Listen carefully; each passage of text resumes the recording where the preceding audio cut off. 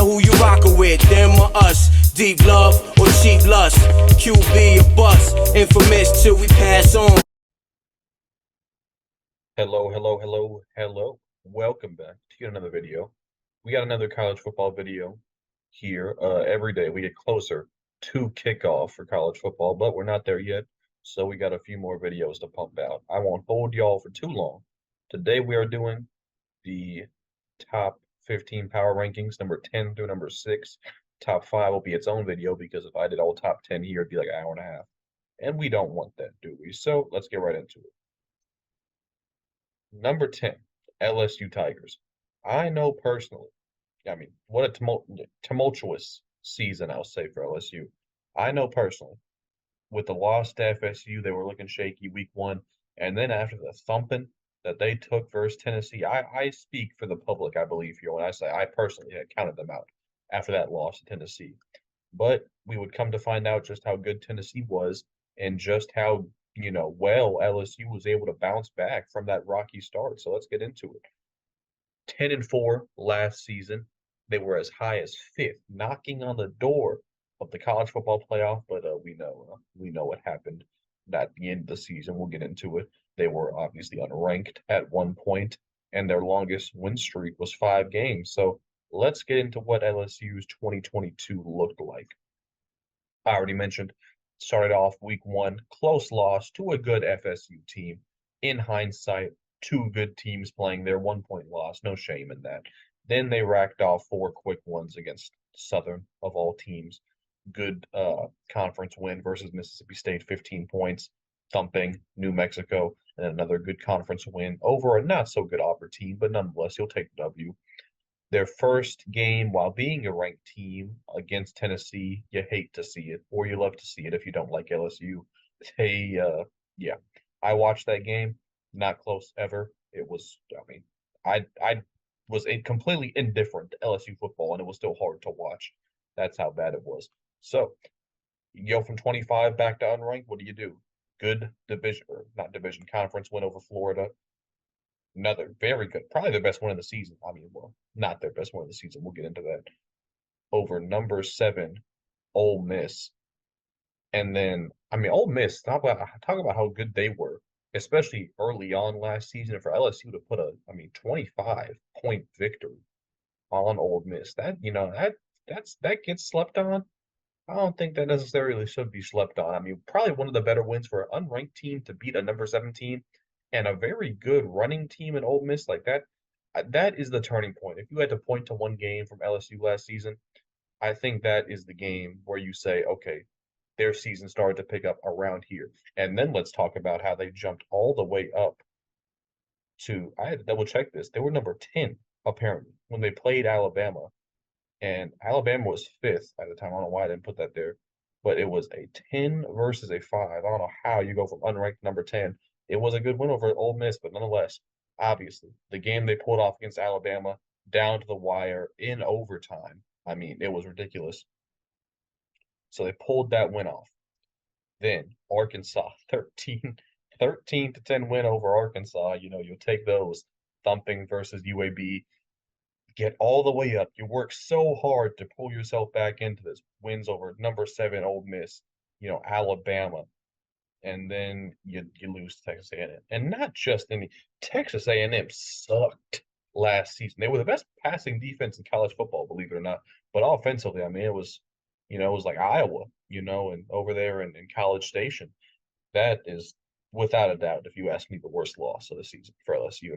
That's How do you go from beating Bama, beating Ole Miss, to losing convincingly 15 points to a team that did not look like they could fucking score the football? That was rough.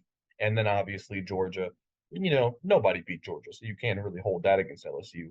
But man, if they would have been top 4, if they would have beat A&M and even still, had been 5 going to the SEC championship, man, what the stakes riding on that game would have been so massive. But instead, Georgia versus an LSU that was already out the playoff, thumped them. Moving on, LSU, poor Purdue. Who the hell thought it was a good idea to put Purdue versus LSU? That was over from the get-go. Rest in peace to Purdue. Let's get into the team stats, what they were as a team last season. I didn't expect this. Obviously, 453 yards a game, 28th in the country. They were the 29th best passing offense. And maybe it's just me. I didn't really follow LSU all that closely. You know, the fact that they went back and forth between Jaden Daniels and I forgot the dude's name. I forgot his name right now.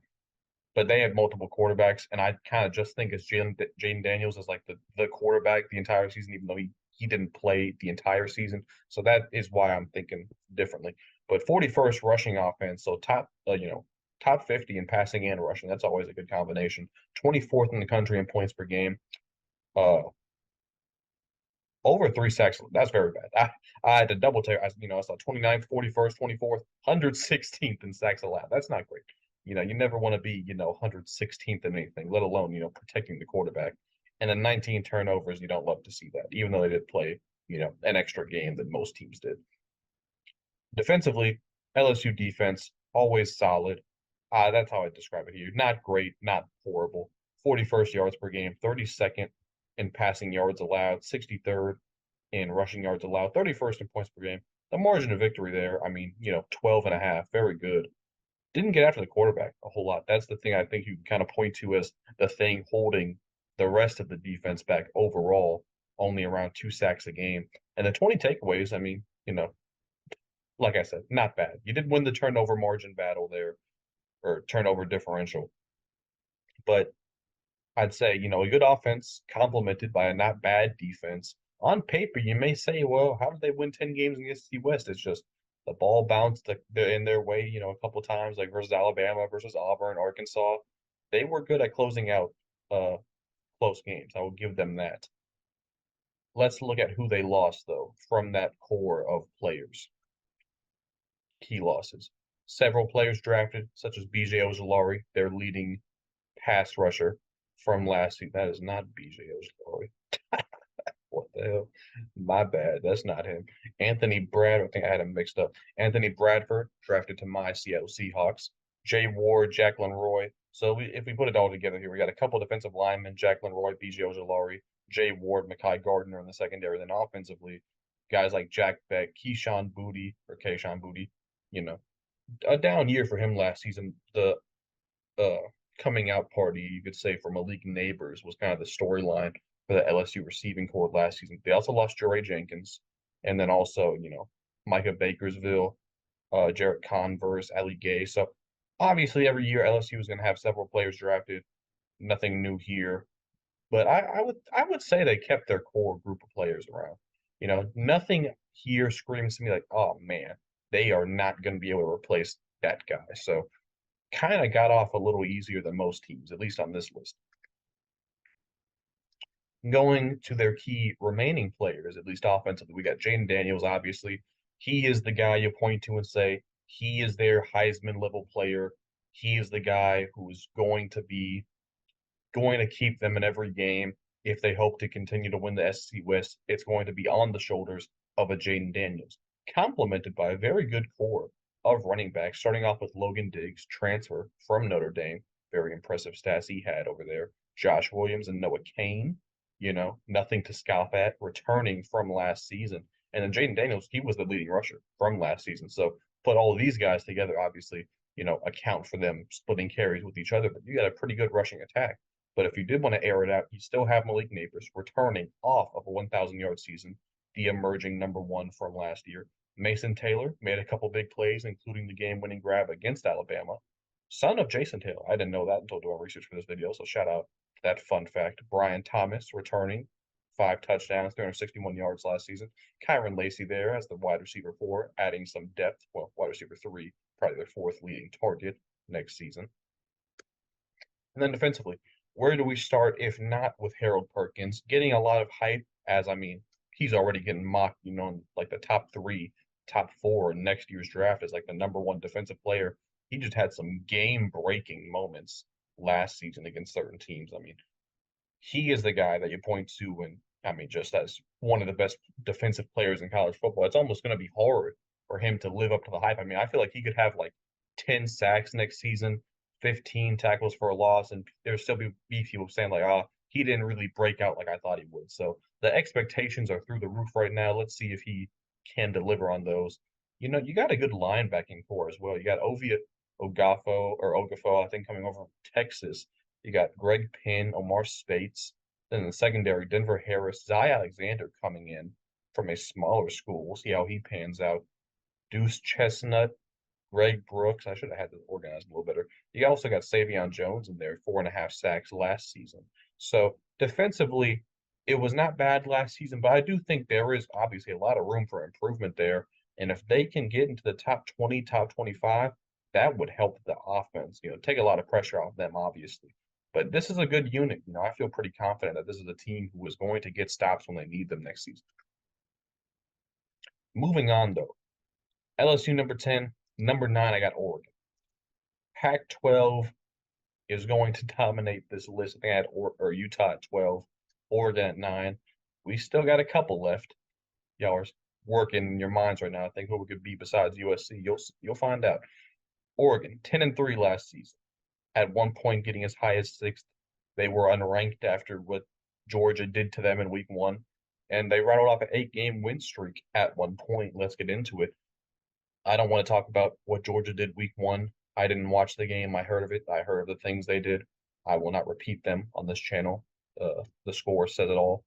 But then Oregon, so you got pissed and shitted on in week 1. So you got to work. You got to get through the mud and build yourself back up. And that's what they did, man. 70-14, Eastern Washington. 41-20 over at the time number 12 BYU. Man, were they overrated.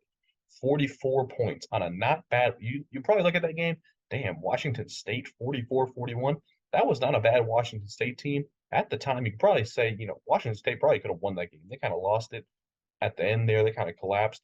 But still, nonetheless, not bad Washington State team. Oregon hung 44 on them. 45 on Stanford, 49 on there. Let's look at the stretch here. 70, 41, 44, 45, 49, 45. And it keeps going. But 45 on that UCLA game.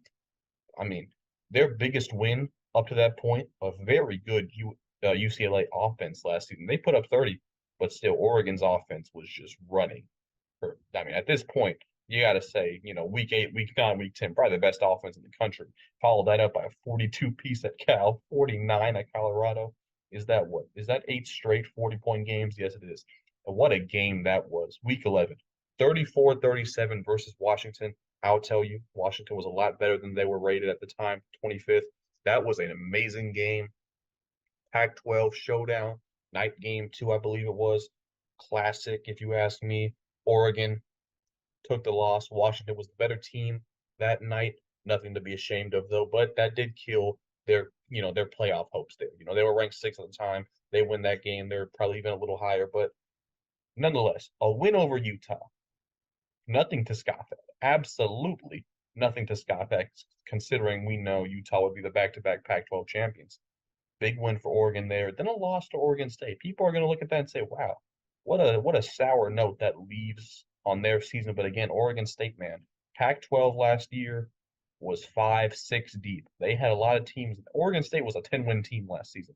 Okay, so nothing to be ashamed at if you're Oregon. And they put up 34. It's like, even in these losses, 34-34, it's like, what more can you do?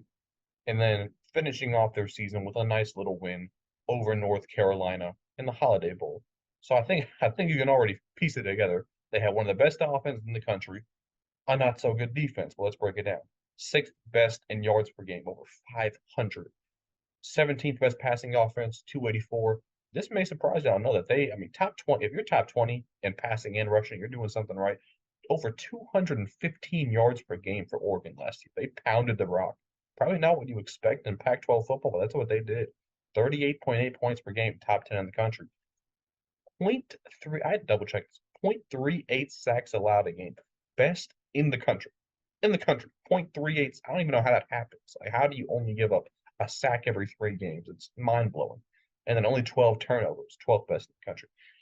Then we get into the defense. I've said this before. I'll say it again. When you have a good offense, it does put more pressure on your defense to stop an opposing offense who's probably going to pass more often to try and get themselves back into the game. So, it's kind of diluted in a way. If you want to point to examples of the Oregon defense stepping up, I'd say BYU game, they only gave up 20, 17 versus Utah. That probably is the one you point to and say their most impressive defensive performance, but still.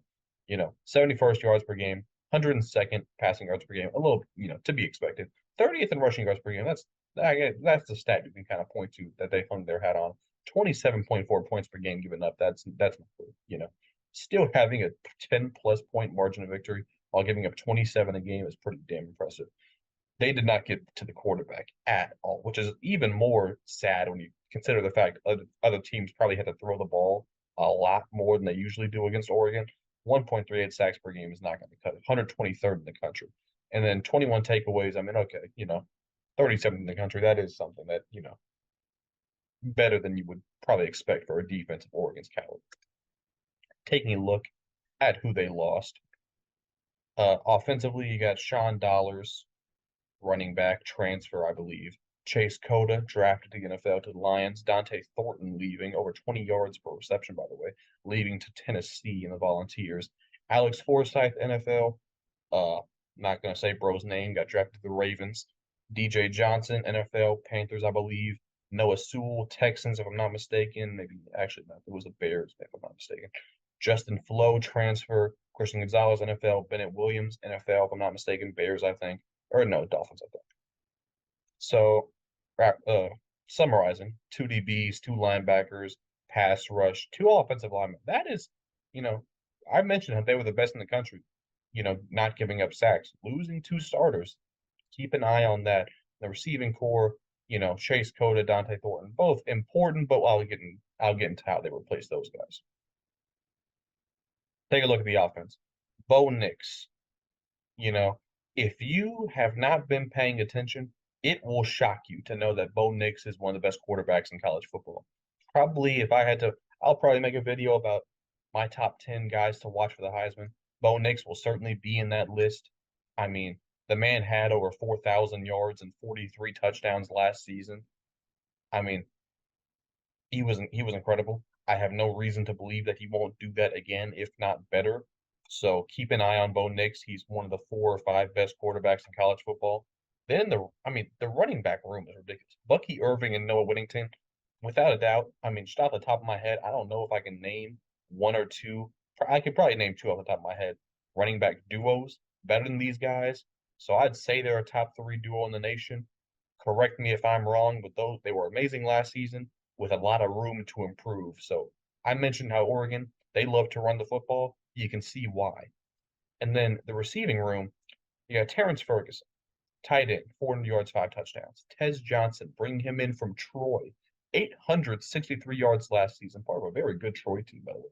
Troy Franklin is the number 1 from last season, looks to be the number 1 going into next season, nearly 900 yards, 9 touchdowns. Chris Hudson returning, 472 yards on 44 catches. And Trayshawn Holden from Alabama, he's a guy I'm kind of interested in. He has the size that a couple of these other guys don't have.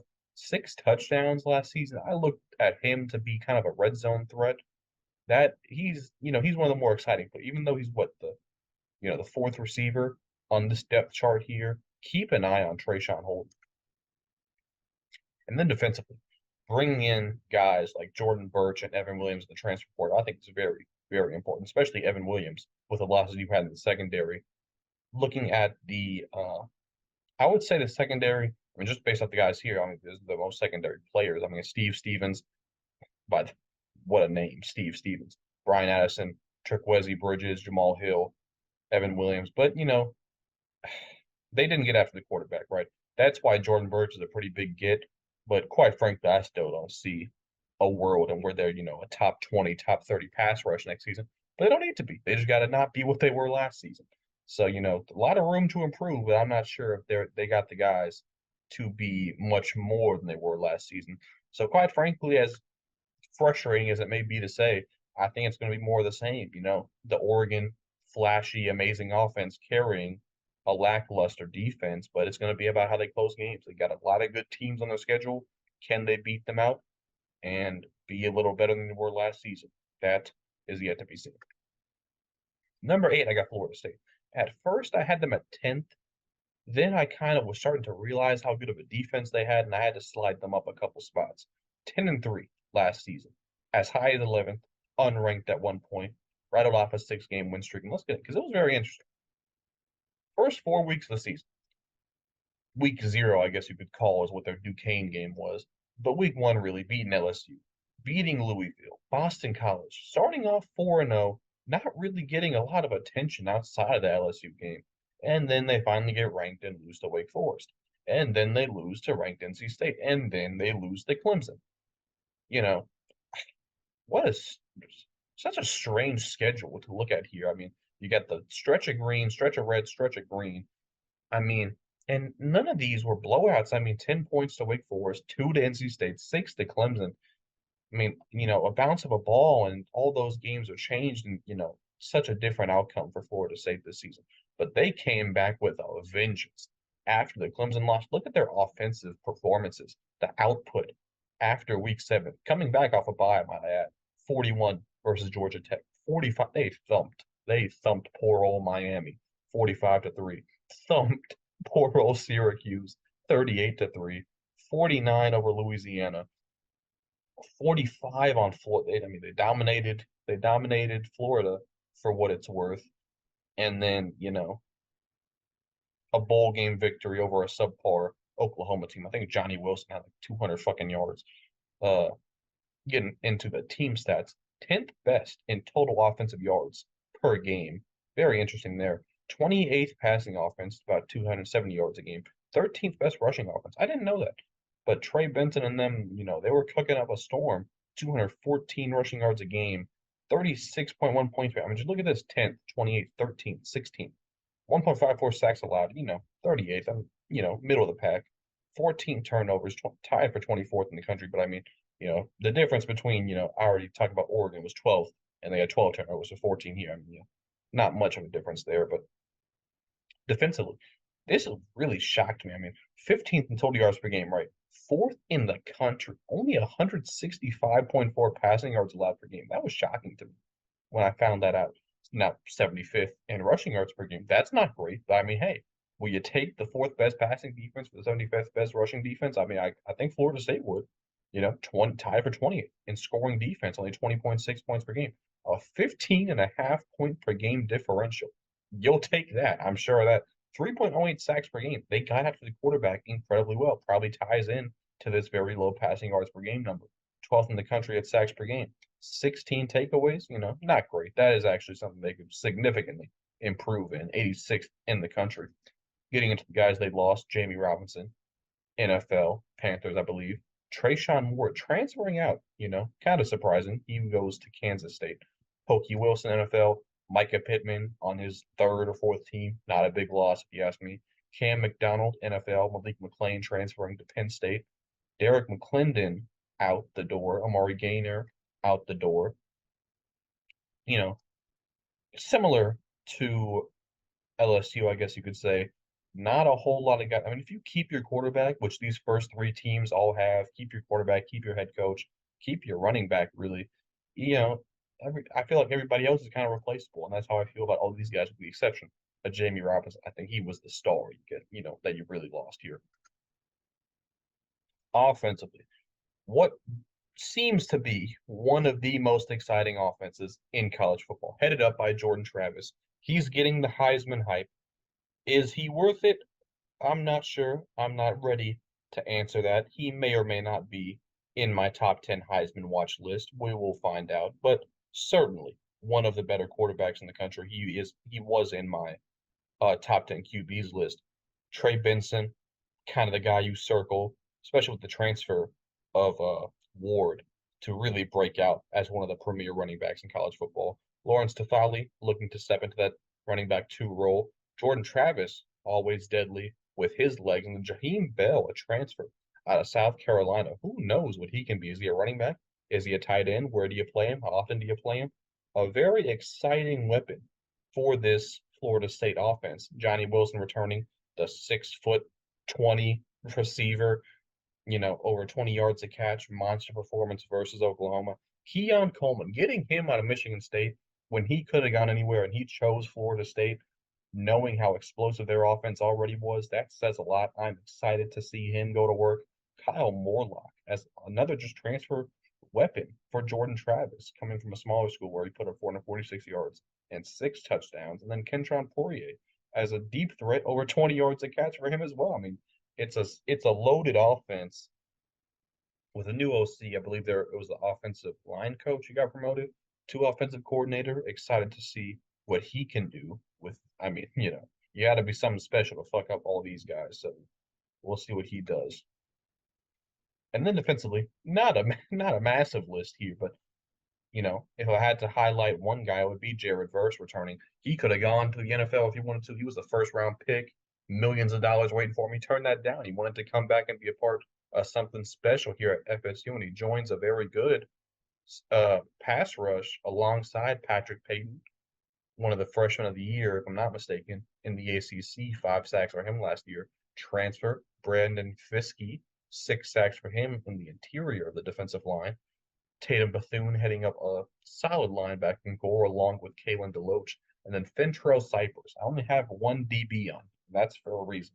Because Fentrell Cypress had 14 passes defended in 9 games last season. Highlight him. Look out for him on that defense because he should be making a lot of plays at Florida State next season. Overall, a good roster. I think not even, I think just an overall better offense they had last season. Defensively, I would expect more of the same, especially from that pass rush. Be on the lookout for Florida State. I think 8 is a fair ranking. And in week 1, them versus LSU was going to be a massive, massive game. Week 1. Before I say a single word, there should probably be some comments flaming about putting Alabama at number 7, calling me a casual, saying I'm not respecting the dynasty that is Alabama. Look, I'm going to make probably several community posts about this because I think this is one of the biggest, if not the biggest talking point in college football about whether or not Alabama has fallen off. Clearly, if you ask me, they have. Well, if you consider being the 7th rated team in the country falling off, then, by all means, consider them falling off. But try and prove me wrong. Don't just call me a casual, call me stupid or whatever. Listen to what I say and tell me how that's wrong. Okay, good. 11-2 last season, ranked as high as 1st, as low as 9th, with a 6-game win streak tied in there. Let's get into it. And along the way, I'll try and explain why I have, such a radical take about Alabama. Starting off how they usually start off, blowing out a cupcake. Texas, week 2, we all know what happened. Quinn Ewers went down. Alabama, by the skin of their teeth, walked out of there with a 1-point win. I'm not in the business of saying if Quinn Ewers is healthy, Texas wins that game and Alabama's overrated. I don't care that Quinn Ewers went down. Alabama won a game that they should have won. Was it by 1 point? Was it scary? Yeah, but they won nonetheless. Then they beat a couple more cupcakes. No disrespect to Vanderbilt. Then they beat a very good, an okay Arkansas team, one of the worst defenses in the country, but they blew them out as they should. Injury to Bryce Young in this game, if I'm not mistaken, or maybe it was before the game. Close win over Texas A&M, who beat them the year before, so good on Alabama for finishing the game out with a win. This loss to Tennessee, one of the biggest games of the season, instant classic, one of the best games ever. You put up 49, defense gives up 52. What the fuck are you supposed to do? Shout out to Bama for making this as good of a game as it was. Tough loss, though. Then they come back, beat the brakes off Mississippi State, as they always do. Then they lose to LSU close. And they would not be able, even though they went undefeated, they would not be able to take the SEC West Championship, SEC West Division away from LSU here as they condemned themselves to 2nd place. Still beat up on Ole Miss. I say beat up. 6-point win versus Ole Miss. Oh, shit, my bad. 34-0 versus Austin Peay. And then dropping 49 on Auburn in the Iron Bowl. So a strong finish, including a massacre of poor old Kansas State in the Cheez-Its Bowl. But here is my point, Keith. Last year's Alabama team was supposed to be the team. Last year's Alabama team was supposed to be the team with Bryce Young and Will Anderson that everybody was afraid of, and they were going to dominate. Hey, I thought they were going to win the national championship. Maybe part of the reason I'm putting them down here at 7 is because they really failed my expectations. And, let's look at it here. 11th in yards per game. We expected. They had Bryce Young at quarterback. 19th in passing offense. Rushing offensive end was not what it used to be, but they didn't have a power running back, bell cow running back, as you could say. Jahmyr Gibbs was good, but he wasn't what they typically have. 30th in yards in rushing yards per game. Fourth best offense in the country in points per game. Can't be mad at that. 45th in sacks allowed, middle of the pack. 16 turnovers, probably more than they'd expect, but still 37th in the country. 13, and the defense was Alabama defense, 13th in yards per game, 17th in passing yards, 36th in rushing yards, 9th in defensive points per game. The margin of win, it was ridiculous. 2.92 sacks per game. We know how they got a quarterback. 14 takeaways. Not great for Alabama. They'd love to force a lot more than 14 turnovers. I mean, we know Alabama loses players. We know they lose a lot of players to the NFL, but it just felt different this season. Is that fair to say, guys? Is it fair to say it's hard to replace a Bryce Young and a Will Anderson and a Jahmyr Gibbs? Is that fair to say? Just look at it. I mean, who else, maybe besides Georgia? And even then, I feel like Alabama's still. I mean, they're starting running back, the best defensive player in college football, 2 linebackers, 4 DBs. Oh my goodness. How do you replace this? That's my point. I don't think you do. I don't think you replace this at least in 1 year. That's my point here. I don't think Alabama's, done winning national titles or anything like that. But you cannot tell me if any other team, I'm doing a team spotlight on TCU right now. They lost similar to this right here. And where everybody's talking about how nobody's even talking about it. I am still giving Alabama the respect to put them at 7th, strictly because of Nick Saban. If this was any other team, Alabama's not in my top 10. Their roster, after losing this, it's not top 10, point blank. You don't lose the talent that's on the screen right here and continue being ranked in the top 10 unless you're Alabama. So before you say I'm a fool for putting them outside the top 5 or whatever, if it was any other team in college football, they're not inside the top 10. So I am paying them the respect right there. Just look at this, guys. You cannot look me in the eye with a straight face and tell me that this is worthy of being top 5 in the country. You just can't. Let's break it down. Worst quarterback, Alabama. I don't care who it is. I put Jalen Milroe up. It could be Tyler Buchner. I pray for Alabama fans. It's not Tyler Buchner. I mean, it could be Ty Simpson. Who knows? Worst quarterback play they're going to have in what? What are we going to say? 5 years? Is that fair? Worst quarterback play in 5 years. Worst running back room. And it's not a bad running back room, but it's Alabama. And keep in mind, they're going to have to rely on it more heavily than they have relied on it since what? Derrick Henry? Mark Ingram? Worst running back room they've had in years, probably more than 5 years. I mean, they're relying on true freshman Justin Hayes. I've heard a bunch of hype around him. I would assume Jason McClellan is going to be the bell cow guy, but I haven't been seeing that. Wide receiver room, we understand. It was weak last season. This is the thing.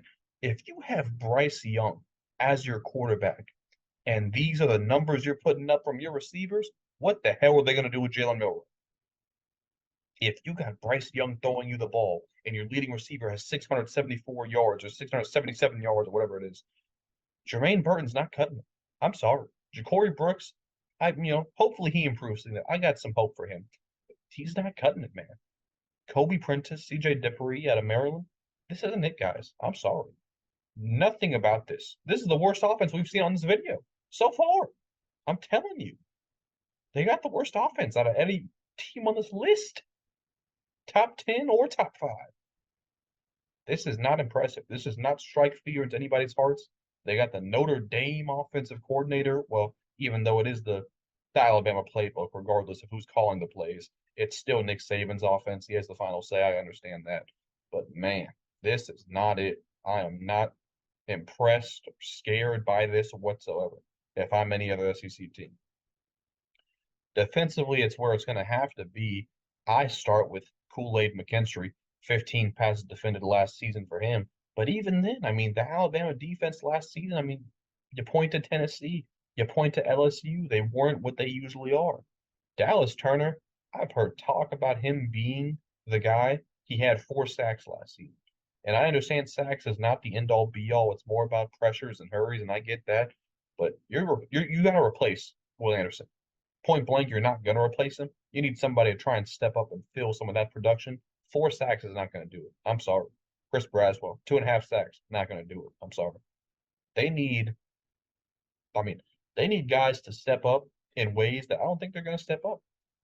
I think the way Alabama's going to win games next season is 27-24 in a very physical, very ugly game. I don't know if they got the personnel, even defensively. It should be a good defense. It should be a top 20, 25 defense. I don't know if that's enough.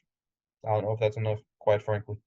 In hindsight, looking at this, I might have put them too high. I maybe should have put them at 8 or 9. I'm not sure. Begin the arguments in the comments. I'm ready for it. Number 6, I got Penn State. Y'all probably don't hate this. You're really gonna hate. I'm gonna get called some shit for who I got at number 5. But we're not gonna get into that this video. Number 6, I got Penn State. 11-2 last season. As high as 7th at one point. So I'm putting it higher. The end of the season last year at 7th. So I'm putting them higher than they were at any point last season. They were unranked, rattling off 2 5-game wins. I think we all know. Penn State, they're one of the best teams in college football, but they can't beat Michigan or Ohio State. I get that. That's not rocket science to figure out. Everybody knows this. Do I even need to get into their record? I think we understand. They beat any team not named Michigan or Ohio State very easily, including back-to-back Pac-12 champions, Utah, very easily. So, does it need to be said that they struggle versus Ohio State and Michigan, even though the Ohio State game wasn't that, it was pretty close. Michigan dominated. I'm not trying to make an argument there. I don't think they're going to beat Michigan this year. I do think they're going to beat Ohio State next season. So rather than get into their schedule, because I assume we already all know what happened there, let's get into their team stats. 34th in yards per game, 433.6. 46th in passing, 252.5. 181.1 rushing yards, put them as 45th best in the country. 20th in points per game, 35.8. Didn't give up many sacks, middle of the pack there, 40th in the country. Only turned the ball over 15 times, middle of the pack again, 30th in the country. Defensively, this is where Penn State makes their money. 17th in the country, yards per game, 323.5. 212.3 passing yards per game, given that, 46th in the country. 112th, 111.2 rushing yards per game allowed, 17th best in the country. 18.2 points per game allowed, top 10 in points per game allowed, leading to a fucking 17-point margin of victory. 6th in the country, 6th in sacks per game, 3.31, and 26 takeaways, put that at tied for 9th best in the country. So top 10 in points per game allowed, sacks, team sacks for the defense, and 26 takeaways. Yes, please. Give me all that. You'll be a damn good defense. Who they lose? Sean Clifford. I am very indifferent to this. Many Penn State fans are happy. I will not disrespect Sean Clifford like that, but I'll put it out there. They don't think this is that big of a loss. But worth of note, they lost their starting QB. Parker Washington, 611 yards. Important loss there. Britton Strange, their tight end, going to the NFL. Juice Scruggs as well. 3rd team All Big Ten. Started 13 games for them, I believe, at center.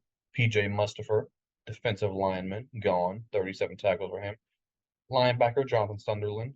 Joey Porter Jr., obviously, their number 1 corner, their lockdown corner. He was covering number 1 receivers. He's out the door. Biggest loss, I think, of the entire team. And then Jair Brown, a menace in the secondary as well, gone to the NFL. 49ers with their first pick. Who do they have left? Offensively, Drew Aller. Probably, I will make a list probably of the most important players in college football. Drew Aller is probably on that list. It's going to be a lot of new quarterbacks on that list. Drew Aller is going to be one of them. If he can beat Ohio State or Michigan, and Penn State takes care of business on the rest of their schedule, Penn State probably makes the college football playoff. And I say that unironically.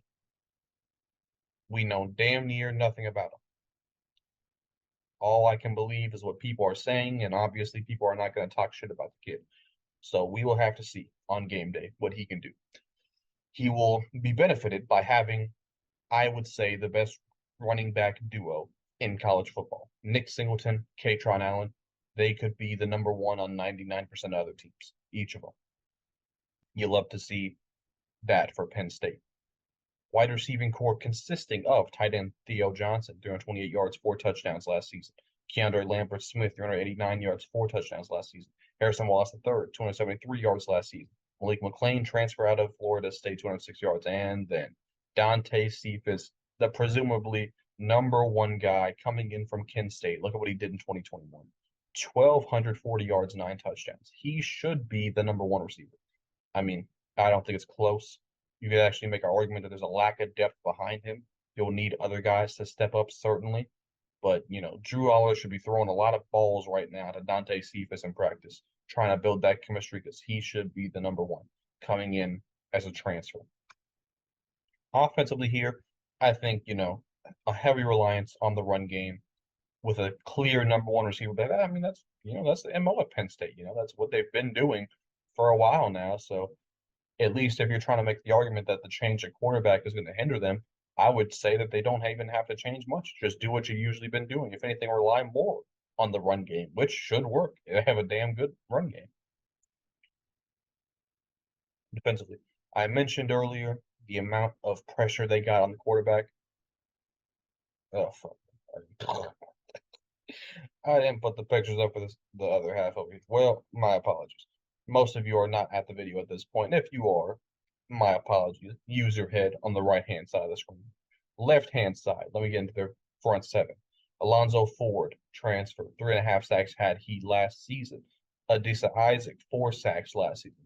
Danny Dennis Sutton, 3 sacks last season. Kobe King, linebacker, fire name. 41 tackles, 4 tackles for loss, 3 passes defended. Abdul Carter, without a doubt, one of the best linebackers in college football. Last season, 6.5 sacks, 10.5 tackles for loss with 4 passes defended. Right-hand side of your screen. Use your imagination to imagine Curtis Jacobs, 7.5 tackles for loss, 4 sacks for him. Tyler Elsdon, 3.5 tackles for loss with 44 tackles. Kalen King getting hype as the best cornerback in college football. I will not protest this with his 16 passes defended. He had last season with 3 interceptions. Johnny Dixon had 2 picks himself with 3 sacks for a DB. And then Keaton Ellis, 7 passes defended. Is this team better than Alabama?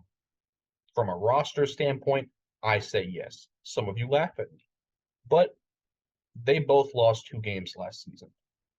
I think it comes down to Alabama lost so much. You cannot tell me that they can replace the talent as well as Penn State will be able to replace their talent. Point blank, stop it right there.